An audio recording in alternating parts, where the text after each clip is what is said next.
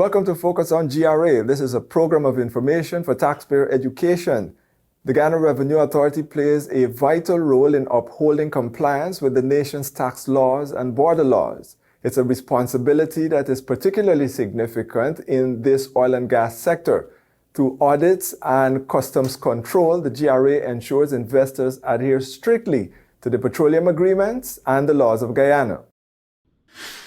The Guyana Revenue Authority continues to fulfill its critical roles in ensuring compliance with the country's tax and border laws. This responsibility is especially crucial in the oil and gas sector, where the GRA, through its Petroleum Revenue Department and Custom Petroleum Unit, performs regulatory functions to ensure that companies like ExxonMobil adhere to the Petroleum Agreement and the laws of Guyana. To ensure all operations are transparent and consistent, oil and gas contractors are obligated under the agreement to maintain comprehensive records and submit detailed quarterly and annual reports covering all aspects of their operations, from exploration and drilling costs to general administration and overhead charges. The GRA's Petroleum Revenue Department and Customs Petroleum Unit are at the forefront of this oversight function. These departments are staffed with professionals, including accredited petroleum accountants certified by the Council of Petroleum Accountants Society.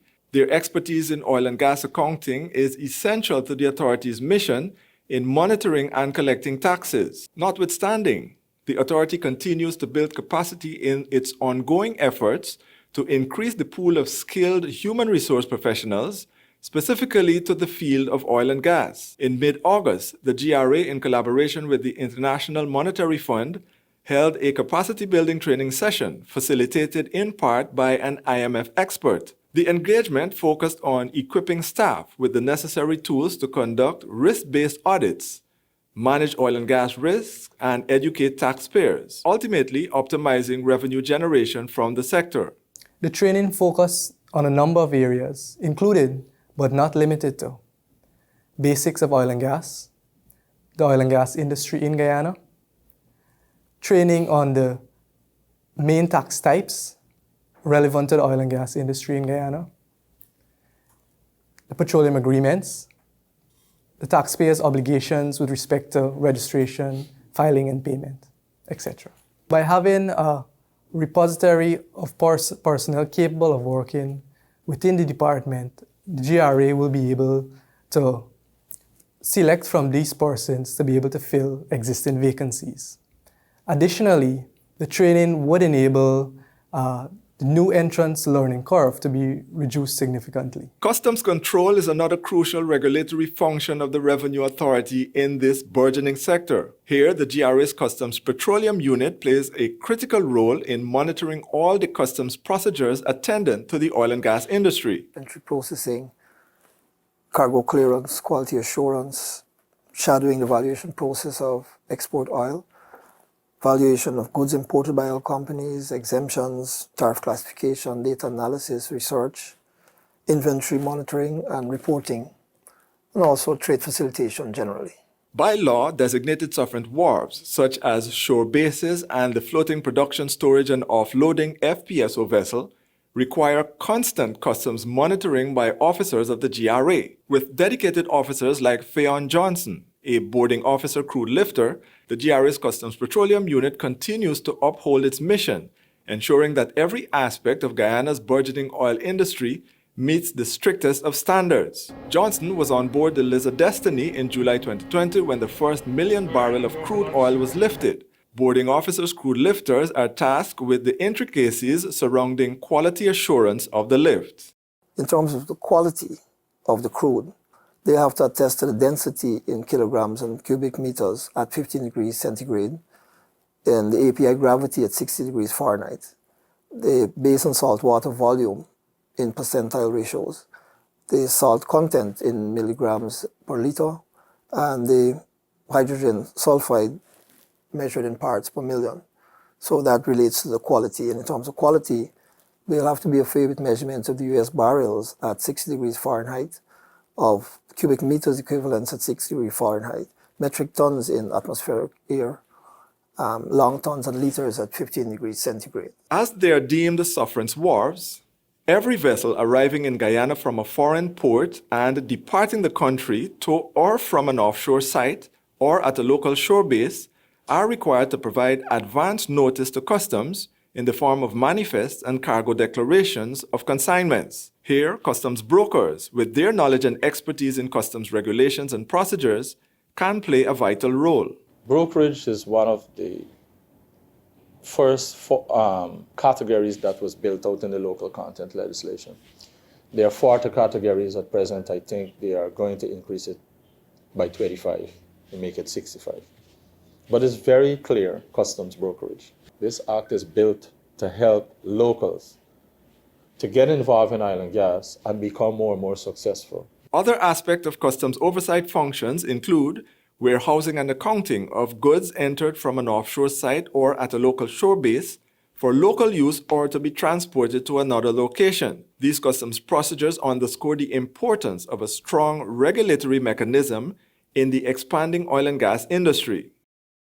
So, why is there a need for such a strong oversight? Well, if you look at Article 11 of the Petroleum Agreement, it provides for the contractor to recover contract costs as recoverable costs from cost oil. All recoverable costs incurred by the contractor shall be 75% of the total production. Hence the need to ensure that those costs are consistent with the provisions of the agreement.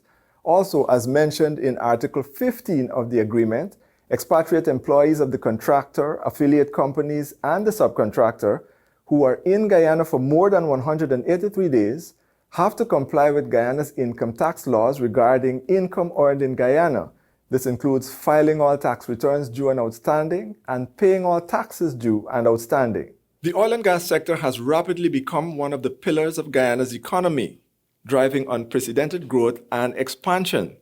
With this boom comes a heightened responsibility of regulatory agencies like the GRA to meet the increasing demand of this dynamic industry and staying informed about every facet. This includes understanding the roles of contractors and subcontractors, the intricacies of legislation and its application, and the detailed provisions within the Petroleum Agreements and how they align with Guyana's tax laws. In this regard, the GRA remains committed to expanding its pool of skilled professionals, ensuring that the operations of oil and gas companies are thoroughly monitored and aligned with existing statutes and agreements. This ongoing effort is a testament to the GRA's dedication to safeguarding the nation's resources and maximizing its revenue potential.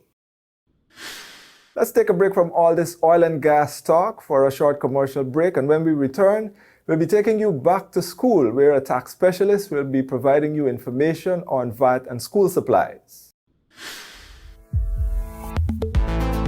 Shopping for those school supplies for your children? Here's how the GRA can help. Textbooks, coloring books, graph books, dictionaries, pencils, erasers, crayons, lunch kits, scientific calculators, geometry sets, and many more essential school supplies are zero rated. School uniform garments for shirts, pants, skirts, kimonos, and dresses are also zero rated. So what are you waiting for? Get to shopping.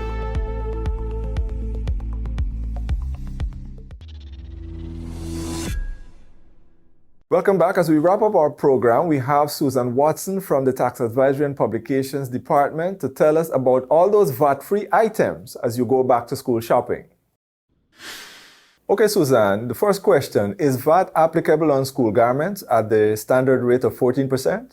School garments such as locally produced ribbons, shirts, pants, skirts, and dresses are not subject to VAT. And what are some of the educational materials that are zero rated? The supply of the following educational materials are zero rated.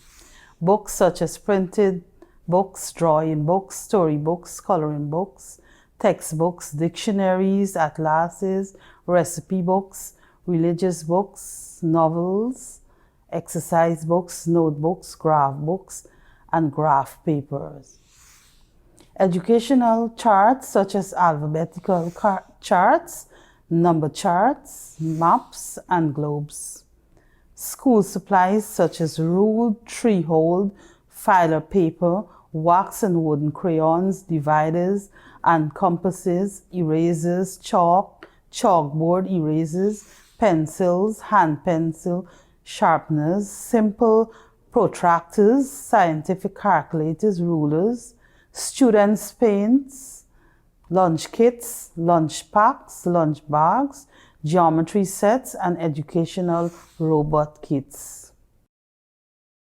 And is VAT applicable on educational services provided by private educational institutions?